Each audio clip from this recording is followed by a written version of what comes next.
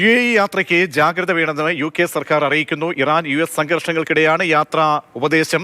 UAEയിലുള്ള British പൗരന്മാർ മടക്കയാത്ര അവലോകനം ചെയ്യാനും നിർദ്ദേശം. സുരേഷ് വെള്ളിമുറ്റം ചേരുന്നുണ്ട്. സുരേഷ്, അനുദിനം സംഘർഷ കലുഷിതമാണ്, വഷളായി വരികയാണ്. ഇപ്പോൾ എന്ത് മുന്നറിയിപ്പാണ് ഇപ്പോൾ നൽകുന്നത് പൗരന്മാർക്ക്?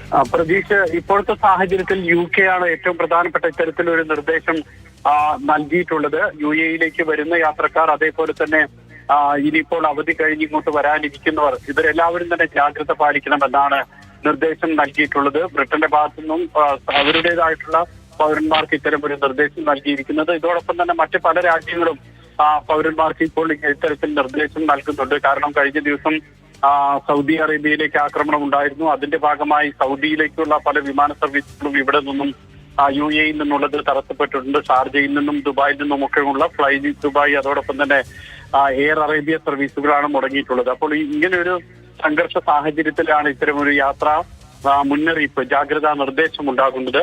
ഇതോടൊപ്പം മറ്റൊരു വിവരം കൂടി പുറത്ത് വരുന്നത്, ഇന്ന് രാവിലെ നമ്മൾ ഒരു ഇന്ത്യൻ നാവികന്റെ മരണത്തെക്കുറിച്ചുള്ള വിവരം നൽകിയിരുന്നു. ഹോർമുസ് കടലിടുക്കിൽ 2 UAEയുടെ എണ്ണ ടാങ്കറുകൾക്ക് നേരെ ഇറാൻ നടത്തിയ ആക്രമണത്തെ തുടർന്നാണ് ഒരു ഇന്ത്യൻ കാരൻ ജീവൻ നഷ്ടപ്പെട്ടത്.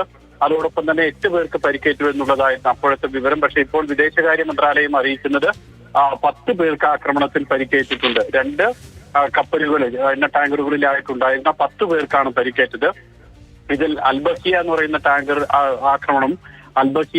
ടാങ്കർ ആക്രമിച്ചപ്പോൾ അതിലാണ് ഒരു ഇന്ത്യക്കാരൻ മരിച്ചത്. അതിലുണ്ടായിരുന്ന മറ്റൊരാൾക്ക് പരിക്കേറ്റു. അതോടൊപ്പം തന്നെ മൊബാസ എന്ന് പറയുന്ന ടാങ്കറിന് നേരെ ഉണ്ടായ ആക്രമണത്തിൽ അതിൽ 18 ഇന്ത്യക്കാരാണ് അതിലുണ്ടായിരുന്നത്, ടാങ്കറിൽ ഉണ്ടായിരുന്നത്. അതിൽ 9 പേർക്ക് പരിക്കേറ്റു. ഇങ്ങനെ ആകെ 10 പേർക്ക് പരിക്കേറ്റു. ഒരാളുടെ മരണം സ്ഥിരീകരിക്കുന്നുമുണ്ട്. അത്തരത്തിലാണ് ആക്രമണത്തിന്റെ വിശദ വിവരങ്ങൾ വരുന്നത്. ഇപ്പോൾ നേരത്തെ പ്രതീക്ഷ സൂചിപ്പിച്ചതുപോലെ തന്നെ ഈ മേഖല ആകെ ഒരു സംഘർഷാവസ്ഥയിൽ തന്നെയാണ്.